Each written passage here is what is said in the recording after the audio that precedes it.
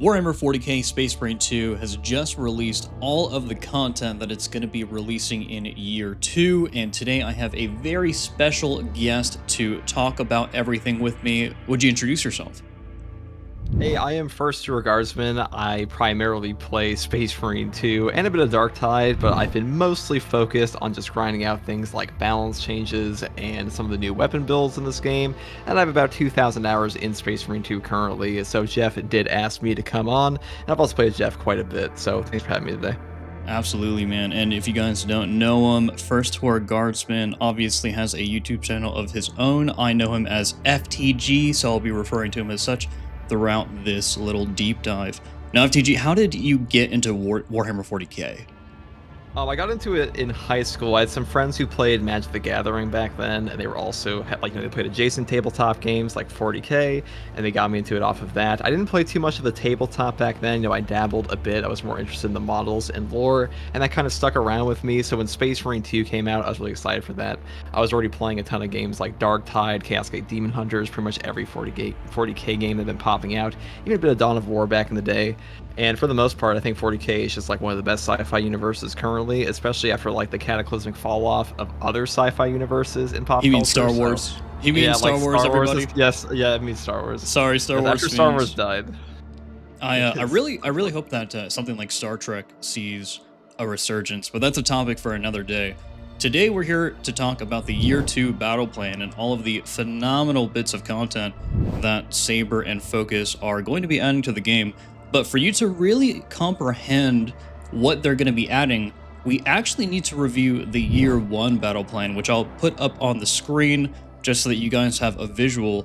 But you guys need to understand that the Year 1 battle plan pales in comparison to the Year 2 battle plan. FTG, what are some of the differences here? Like, how much content did we see release in Year 1? Well, with year 1, it does feel like Saber Interactive had a pre-planned battle pass, basically, or not battle pass, but their whole plan for year 1 was completely hinged on the original development of the game, and season 2 was basically made after the hyper success of Space Marine 2's launch and the ongoing success of its upcoming updates after that. And now in year 2, we see a ton of new things like new weapons. To put this in perspective, year 1 had basically 0 new weapons for your primary slot, by quite literally 0 new weapons, and now we have 3 upcoming in patch 10.0. We have these stratagems they talked about a little bit a while back. Now, Saber Interactive is not unknown for having modifiers. A lot of these modifiers are pulled from World War Z, which was their previous title. It was also a horde shooter for zombies. But now they're really doubling down on the content drops. We're going to be getting 4 new PvE missions, new class as well on top of the new weapons. Omniscient Axe will be separate from the new Power Axe that they're dropping. And it really seems like they're doubling down for this because Space Marine 2 is supposed to be their premier 40k horde shooter up until the release of Space Marine 3. And the Focus Entertainment CEO did mention they wanted to support this game all the way up until that point. And it really seems like they're just putting more effort into the content now because the content drop rate is going all the way into quarter 2 off of this battle plan, and it looks significantly better when we got. I was gonna say that. So like, if you guys played during year 1, we only got 2 sidearms basically. We got 3 new missions. We got siege mode. We got 1 new PvP mission, and we got 2 new enemies, and then technically 3 new enemies, with the Trigon being a 3rd enemy. And we got the Data Vault and Ordeals. But in Season 2, or Year 2, we are getting a new PvE mission basically every update, every patch, up until patch 14, which is absolutely crazy. 4 new missions over the course of 4 different patches. So by the end of 2025, we're going to have 2 new PvE missions, and then by the end of quarter 1 next year, we're going to have 2 more on top of that, on top of the new stratagems game mode, which is basically going to be adding more dynamic gameplay to the game in the form of different modifiers for these missions. There's going to be weekly stratagems that are going to rotate every week, of course, and daily stratagems that are going to rotate every day. And what I want to talk about is the rewards that you get from completing the stratagems. FTG, I know you're extremely excited about this. What are the rewards? Now we have these new rewards, like a new upgradable item with things like the armory data. In this term, it's a case of accolades, which you'll be able to spend on the new heroic tier of weapons. And heroic tier seems pretty cool because they are adding in things like the Xenophase blade and the Komi meltaguns. And to put this in perspective, not only are we getting these 3 new weapons for your primary slot, but we're also having alternative variants or potentially alternative variants for your other primary weapons that are already in the Hmm. game. And in year one, we saw a lot of like the weapon additions were just them moving one weapon that was already on like another class onto something like the assault in the case of the power sword, and that was fine. But really, we're looking for new content here. And as far as heroic tier weapons go, I think this gives people more to work towards. It'll give a new way to spend your requisition points and stuff like that. Because currently in Space Marine 2, when you have maxed out requisition points, you have nothing else to spend it on after unlocking cosmetics and like your weapon upgrades beyond just respecing your prestige perks, which is really stupid, which is why it costs so much for like 750 points, because there is literally nothing else to buy. But now they're going to be adding in things like these new heroic tier weapons on top of stuff like being able to buy the FOMO event Twitch drops for their cosmetic items, which is pretty cool. Yeah, I think right now Space Marine 2 has kind of got its cosmetic grind on lock. It's got a very good cosmetic grind. It's going to get even better in year 2. We'll talk about that very briefly. But what they don't have is they don't really have a power grind beyond completing your prestige ranks. And for a lot of people who want to continue that power grind and maybe have a little bit of a loot fever, like they want to get good loot, this is exactly what that represents. Stratagems are basically going to be adding this new tier of weapon rarity for your weapons. For example, the Xenophase blade is kind of just an upgrade of the power sword, which I assume you'll be able to, continue to use power sword cosmetics for, just so that the lore nerds like ourselves are appeased. But for the most part, having a loot grind in Space Marine 2 kind of unprecedented, and it kind of seems like Saber is embracing a new path forward here. I like it. I like it a lot. I think that this entire battle plan represents Saber really embracing that live service model for Space Marine 2. It's exactly what the community has been asking for all year for year 1. Just more content, more releases, and more jam-packed releases, I suppose. But yeah, let's talk I about those. Oh, I'm sorry. Go ahead, FTG. Oh, I would imagine that a huge portion of this is that the sales for these champion packs and cosmetic packs were very high. I Hmm. was talking about this a while back, that cosmetics are kind of fundamental to 40k. Like a huge reason of why people get into a certain army or certain faction to begin with is because of Absolutely. how they look, how the models look. And this is like one of the most important things, especially on Space Marines, because they are the poster boys of 40k, and they have more like specific heraldry sheets on a lot of these chapters, especially than most 40k factions do. So getting those right on here is pretty damn important. And really, most of what people wanted from Space Marine 2 was more. It was less so they hated what was there, more so they wanted more of what was already, given to them, pretty much. Yes, and speaking of these cosmetics, so one thing that we noticed looking over the year 1 battle plan comparing it to the year 2 battle plan is that the year 2 battle plan is just packed with so much more, so many different chapters and everything are going to be represented. You've got the Black Templars Champion Pack, Imperial Fist Cosmetic Pack, which I believe is going to be packed with the most cosmetics that we've ever received in a patch. The Blood Angels Champion Pack, the Salamanders Cosmetic Pack, the Raven Guard Champion Pack, the Carcharodons Cosmetic Pack, which, in my opinion, came out of left field. Like, Yeah, were no one's you thinking expecting that that. that would have been added this Never. early? Not at all. Yeah, that's I would that's have just expected so many crazy. more. I said like a Minotaur pack before that, to be honest. We got Carcharodons before we got Iron Hands, which is going to be coming That is later fair. on in Q1. You're going to get the Iron Hands Chapter Pack, which I believe is probably going to be a Champion and Cosmetic Pack, just kind of put in one, kind of like how we had the Ultramarines Chapter Pack when the game released. And then you're going to have the Raptors Cosmetic Pack and a Redacted Champion Pack in Q2 of next year. And our theory is that this is going to be a Blood Ravens champion Yep. pack, potentially, The Blood because Ravens. Dawn of War 4 could be coming out at around that time. And if these two companies did a sort of crossover, that would be extremely big and probably very successful for both of them. Yeah, I'm sure that Games Workshop has their hands in this honeypot here. and they're really trying to make sure that they get everything they can out of a Space Marine 2 launch for an update on top of things like Dawn of War 4, because like those are two of their biggest games currently. They're out and like have upcoming updates to them on top of a new release. So I'm curious what they're gonna do there. Yeah, and one thing that is very interesting to me about the year 2 battle plan is we're also going to be able to take armor pieces from the champion packs and basically just use those in regular customization as well. This is a feature that the community has been asking for again for a whole year basically, and it really makes me look at all of these champion packs differently because now I see every champion pack basically as just a cosmetic pack. Like I'm going to be able to take all the cool armor that's being added to these champion packs and just throw them onto my Blood Raven. You know, throw them onto my Yeah, character I'm sure basically. that's like the intention here. Absolutely. It'd be a pretty terrible thing if they didn't actually just let you move around these new champion packs and only kept it to the old ones.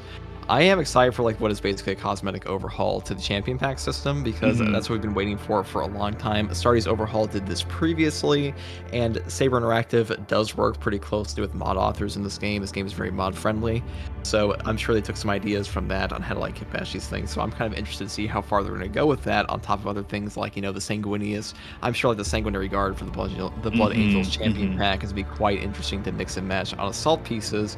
And most of the issues with cosmetics in Space Marine 2 are less so the cosmetics we have are bad, and more so that we don't have enough. So hopefully this rounds that out.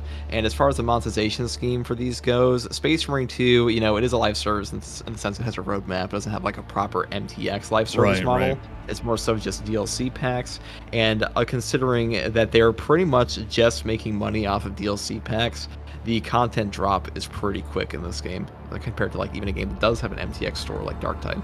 Yeah, it really is. This whole battle plan is very impressive considering that they're not really raking in money and they don't really have an incentive to basically release more and sell more.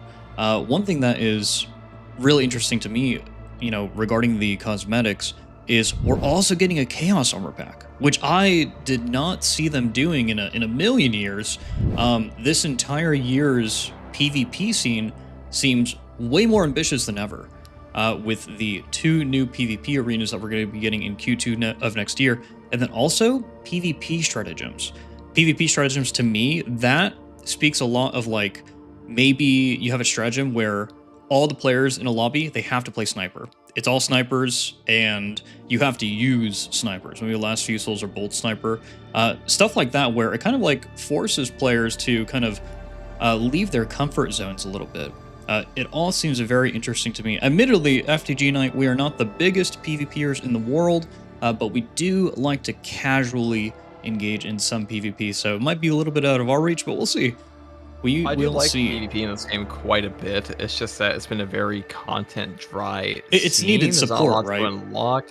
Yeah, like I think they're really trying to. I mean, we saw this in the community poll they had previously. They're trying to pull people into PvP. They were asking like, why don't you play PvP? What would Hmm. bring you back to PvP?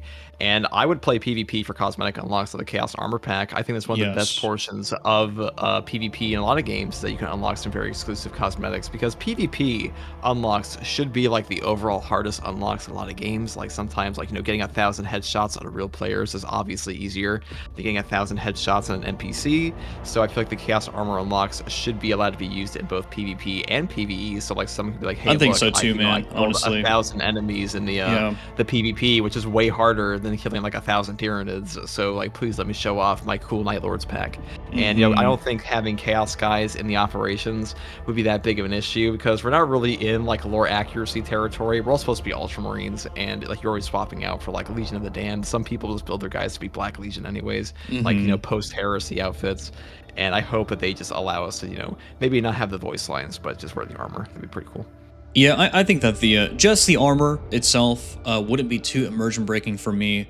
I completely agree, especially considering that, like you said, we already have a lot of the post heresy chapters or legions represented in the game, and plus the game is super ultramarine pilled anyways, and so all of the other chapters, period, are kind of like a little bit of a break in immersion, considering the confines of the game just being based around the Ultramarines chapter.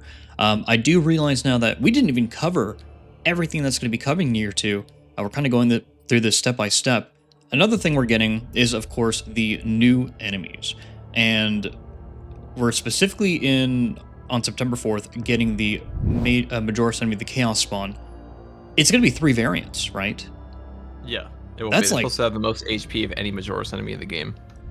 That's pretty amazing. And these are Chaos Spawn of the Thousand Suns, and so they're going to have those more beastmen or bestial faces, and they're not going to be kind of the big whirling mass of flesh that you would maybe be more accustomed to if you played Total Warhammer or Darktide or even Vermintide, Vermintide 2 specifically. But we're I think also I going to be saw one getting that kind of looked a little bit like that because one of the variants did look a bit Chaos Spawn, Vermintide, Darktide, maybe not as big as the one in Darktide. But I think the big thing with Chaos Spawn is that what they really want to do is just split up the Majora spawns, because right now there are so many damn right. Rubik Marines in the games. There's Yep. so many damn Enlightened Zangors because it's all they can send at you for Majora's enemies, and they are incredibly obnoxious to deal with on some builds. So hopefully these will be more melee focused and fill out the roster a bit more, so you don't have to constantly fight like 10 Rubik Marines at a time and stuff like that. Yeah, I think, Saber and Focus, they obviously have the data behind the scenes, and they probably understand that more people like to fight Tyranids, because Tyranids are more of a melee-focused faction with just some range support, and they're probably trying to rebalance Rubik Marines or Chaos to be closer to the Tyranids so that players can enjoy a lot of the Chaos missions as well. And I can imagine the mindset of a player who really only plays Tyranid missions and pretty much only has access to half of the operations in the game. And so for them, this is going to be massive because it's going to open up all of the other Chaos operations that they just don't really run and they just kind of ignore. They're in the game, they just don't engage with them because they don't like fighting Chaos. So hopefully this changes that. But we're also getting their big thing with the new Chaos enemies is that they're also dropping this new PvE mission with the Mutolith Vortex Beast, because they probably want to have like this whole Chaos overhaul. That's basically what this patch is going to be. It's going to be new weapons, new PvE mode stratagems on top of a Chaos Thousand Suns overhaul, or like a light overhaul with a new Majora's enemy. And a like Chaos-specific PvP mode. Rates. Yes, and a Dude, Chaos-specific yeah. PvP mode. They want people to play the Chaos missions, which is reasonable. And the big issue with Chaos missions is not they are necessarily harder than the Tyranid missions. It's that the amount of builds that make it like equally powerful versus Tyranids and Chaos are like so small. It's like heavy plasma is really good against Chaos and Tyranids, but things like a heavy bolt rifle can mop up Tyranids pretty well, but get shit on by Chaos because of the terrible CHP regen. It's very weird, like the discrepancy between builds between the two factions. So hopefully this will fix that up. Absolutely. And I imagine that we're going to see a lot more heretics in the community now. In the same way that Space Marine 2 got a lot of people into Warhammer 40k, I think access to a lot more Chaos stuff is going to make a lot more people love Chaos. A lot of brother traders out there. But so we're not only getting the new Majoris enemies, in the new mission, we're getting the Vortex Beast. And the Vortex Beast looks like it's going to be an extremely fun fight. Probably has a couple of crowd control mechanics in there, judging by some of the screenshots and video image stills that I have seen. But that's not it, because we're also getting a Terminus enemy in Q1 of next year. What do you think that could be? I'm maybe a Forge Fiend for the Thousand Suns. There are a lot of things to pick from. I know you said you wanted to have a Defiler, which Yeah, is definitely Defiler. possible, but Chaos is They're just so really in big. need of a new Terminus enemy. I mean, personally, I wouldn't mind seeing the Mutolith Vortex Beast be like both an end mission boss and a boss that can spawn on the other maps. Mm-hmm. I mean, it might be harder to do with things like the Trigon and stuff like that, because the Trigon has to dig around the ground all the time. And Mutolith Vortex Beasts are pretty large, but I wouldn't really mind it if we got to see them in like some of the other maps at least, because Chaos is in desperate need of more than just like a triple Hellbrood fight. And Tyranids, I mean, Neurothropes and Carnifexes could, like we always do, with more, but I think Chaos especially, if they're actually fun to fight after the Majoris enemy pack, having a new boss on top of that probably fill them out completely. I completely agree. I'm the kind of person who likes fighting these big monsters more than I like fighting other humanoid enemies. And so that's one of the reasons why I love fighting the Tyranids, fighting something like the Carnifex, the Nearthro, the Zoanthrope, even at times the Biovore with the awkward hitboxes that that creature might have. I just love fighting these monstrous enemies more. And so seeing something more akin to like a demon, even a massive chaos spawn or vortex beast, I think would make for a good terminus enemy. But moving on, we have so much more content. I think the biggest fixture for next year, kind of save the best for last a little bit here, is going to be the Techmarine. Do you have any expectations at all, FTG, for the Techmarine class? I think the Techmarine class, well, there's already some lines in the game about the Techmarine. I'm curious how they're going to implement him in the story among the other characters, because obviously they're going to give him new voice lines and stuff like that. He will have his own Omniscia axe separate from the power axe like we mentioned previously. But more importantly, I think the Techmarine will probably fill out a support role on top of like burst damage. I know he has like the artillery shoulder mounted cannons and stuff like that. That's been data leaked. And I'm kind of curious to see how they're going to implement him into the game. But as far as like just a general class release goes for a horde shooter, these are usually the best updates in these games when they're done well. And Space Marine 2 does a pretty good job of having class identity compared to a lot of horde shooters. And I'd say the Tech Marine is probably going to follow that kind of, that framework there. And I'm really excited to just see a new, pretty much like, you add one class to the game, you get like a ton of new build compositions. And build compositions are what keep people playing. And for now, Space Marine 2's build compositions are pretty good. They are mainly weapon based. Like if they fix up the perk trees, like the discrepancies between perks on top of a new class built from the ground up for a year or two, because like let's assume that they make the Techmarine, and you look at like the lackluster perk trees of the original classes at launch, the Techmarine kind of has to be like pristine out of the box in my opinion. So that's what I want to see in particular. Yeah, and I like how the Iron Hands chapter pack is going to follow up the Techmarine in Q1 of 2026. I think it's pretty obvious that it's going to be for the Techmarine. It seems like it's probably built for the Techmarine, and so you'll probably see the whole 9 yards. You'll get a weapon skin for the Omniscia axe. You'll get a champion pack, etc., which I think is going to be phenomenal. What are you looking forward to the most in all of this? I would say of all of the unlocks here for the all patches, all 15, I would say it is probably gonna be Techmarine. I'd be pretty hard pressed to not see that. That's the best update. Yeah, and then after that, I would it's say going to add so much replayability on all levels, and something that I've considered is that, and I'm sorry to cut you off, OTG. Don't worry about it. But something that I have considered is that there are going to be players who never see stratagems. That is an end game activity, but people will see the Techmarine. Everyone will see the Techmarine. So, which by the way, is free. You don't have to buy this class. That is true. If I understand everything correctly, you don't have to buy the Techmarine. It's just being added to the game, which means if you own Space Marine 2, then you're just going to get it. These battle plans, these season passes, as detailed on the bottom, this is all just cosmetic. All these packs are cosmetics. So as long as you own the game, you're going to get the Techmarine class as a free update, which I think is huge. That's a pretty bold stance, especially for a 40k game where I'm used to these games being kind of hyper monetized. If you have a strategy game and a new army gets added to that game, then like for example Dawn of War 4, I assume I'm gonna have to buy extra armies and stuff like that. And like Total War as well. You have to buy the DLC packs for any new faction. Yeah. This game, I feel like part of this is that they know they can monetize based off of chapter packs because cosmetics are so important to Space Marines that like people are just gonna buy these. Like most of the people playing Space Marine 2 as of like right now of August 2025, they are diehard 40k fans that love these chapter packs. And most people aren't just playing for gameplay. They want to see their cool Space Marine, the cool outfit, and they know they can just release a Techmarine class for free and still have people buy these champion packs, which is why they're monetizing it that way, I think. Yeah, and I think Saber and Focus kind of deserve the glaze a little bit here. This is a very consumer-friendly game. This is a very consumer-friendly practice. There's a lot of value to be had with just owning the base game, base Space Marine 2, which is pretty phenomenal.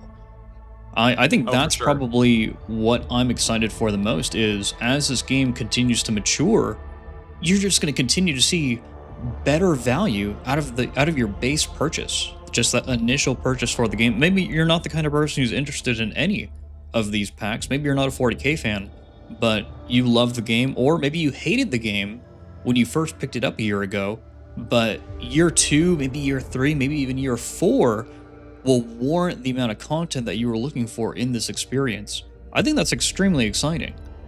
I agree. I would say, the game is just a better version of the game people loved when it came out.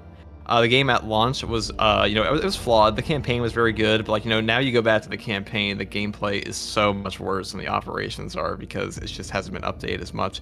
But really, I feel like they aren't really building this game anymore for like campaign people. Those people have all moved No, on, and no, they're just no. pushing for operations and PvP and stuff like that. And Exactly. a big portion of Space Marine 2 is just that, like, they know that, like I said before, they know they can get money off of these champion packs. They could very easily just put in MTX if they wanted to. Maybe one day they'll do that, and maybe they'll up the content drop as a result of that.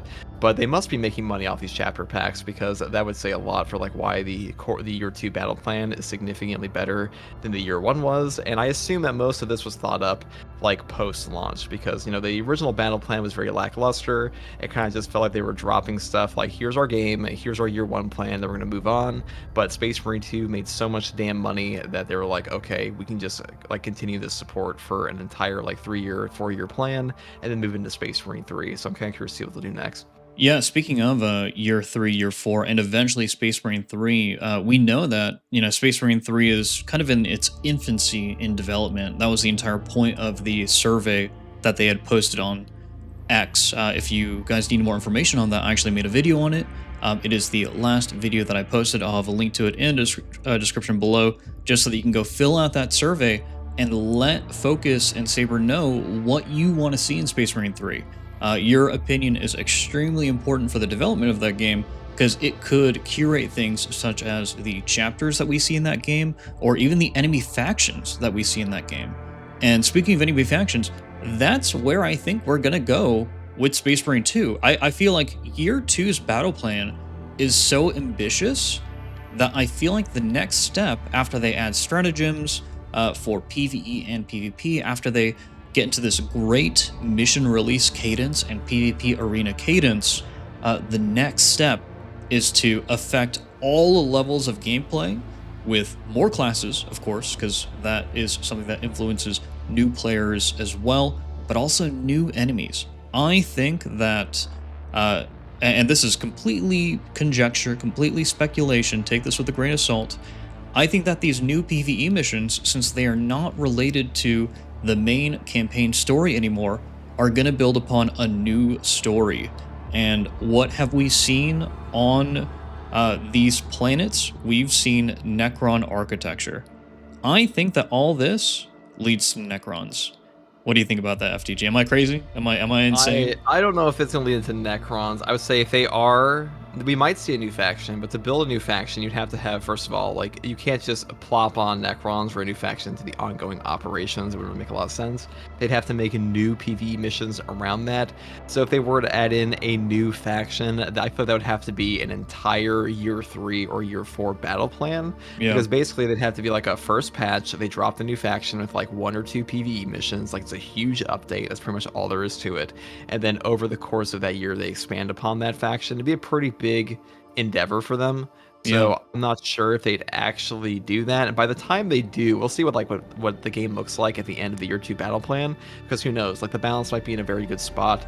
The classes might feel filled out. Because I assume we're gonna get a ton of perk updates alongside all of these like content drops. Yeah, but that's I a think so huge too. portion of the game, Yeah. is that we need a lot of rebalancing of some of the perks. But like, if that's all in a good spot and they're like, okay guys, we can now lock in to like make a new faction for like an entire year plan, maybe, but we'll see what they actually do there. I'm not sure if it's gonna be Necrons.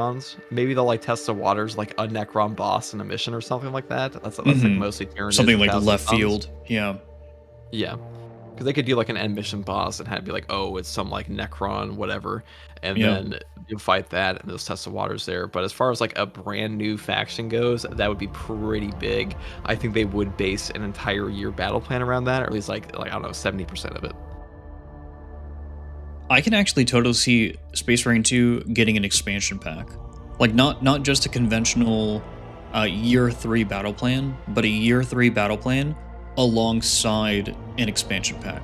And I'm not talking like a season pass kind of chapter pack, champion pack, DLC type gig, but like a legitimate expansion pack. Something where you do have to pay for a little bit of content, and with basically a whole new campaign attached to it. Maybe something not as long as the campaign that we currently have in Space Marine 2, but something to introduce a new enemy faction. But all of that depends on how long Space Marine 2 is going to continue to receive support and how long Space Marine 3 is going to take to develop. Ideally, Space Marine 3's development does not take too crazy long. Hopefully, they just take a lot of the assets they have in Space Marine 2 and kind of just grow and reiterate upon them rather than making a completely new game. Because I think that a lot of people just genuinely enjoy the structure and the gameplay of Space Marine 2. I don't know. What do you think, FTG? Do you think they changed the formula on us at all, or They might change the formula a little bit. It will be mostly reuse assets, I'm sure, because it's just like that's the way games are made for the most part. You know, Dark Souls 1 is like all assets from that are pulled into Dark Souls 2, which are pulled into Dark Souls 3, which are pulled all into the way to eventually Elden Elden Ring? Ring, Yeah, which are yeah. pulled all the way to Elden Ring. It's not necessarily a bad thing as long as there's new stuff alongside that. I mean, I don't want it to feel like a DLC for Space Marine 2, though I probably feel like that to some extent. I mean, hell, even God of War Ragnarok feels like a DLC to God of War 4 in Absolutely. 2018. Yeah. And I don't think that's necessarily a bad thing as long as the game itself has enough new content to justify being a new game. And if Space Marine 2 it does wind up selling you like a proper DLC expansion, it better be pretty damn good. I'd hope to see like a new faction at that point. But if the DLC expansion is basically Space Marine 2, I mean Space Marine 3, I think most people are gonna buy Space Marine 3 anyways. I think most of like the Hmm. market for Space Marine 3 is just waiting for it to come out, and they've moved on to different games already. And the diehards who are playing Space Marine 2 are probably gonna play Space Marine 3 regardless, in my opinion, for that. Yeah, and I think I agree with you too. But FTG, it has been an absolutely fantastic conversation. I love talking about Warhammer 40k with you, and I love talking about Space Marine 2 and all of the exciting things that we are going to see and all the speculation that we get into. It was looking Guys, pretty if fun you this year. yeah, guys, if you haven't already, please go over to FTG's channel, subscribe to him, like all of his videos. He is an awesome Warhammer 40k content creator. We actually made a tier list very recently where we basically Very controversial subjectively, skill list. very subjectively rated every single one of the founding Space Marine chapters, pretty much using just personal scales. And it was such a fun video to make, and it is a fun video to listen to. So please go give that a listen. Any last words, FTG, before we say goodbye? I would say subscribe to Jefficus because he loves 40k, and he makes tons of Dark Tide and Space Marine 2 content. Heck yeah. And he's my friend. Awesome. Well, everyone have a good day or a good evening. Goodbye.